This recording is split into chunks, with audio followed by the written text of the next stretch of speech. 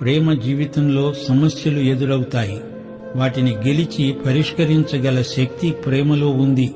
ప్రేమ అపోహలను త్రోసిరాజని జయిస్తుంది. మన సేవలో కాని, సౌశీల్యంలో కాని, జీవితంలో కాని ప్రేమ గొప్ప శక్తిగా రూపొందుతుంది.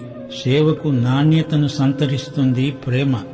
సౌశీల్యంలోకి పరిపక్వతను తెస్తుంది ప్రేమ.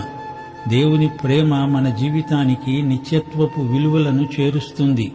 ప్రేమ భౌతికమైన ఆకర్షణలకు అతీతమైనది. ప్రేమ ఎట్టి ఒత్తిడులకు లొంగదు.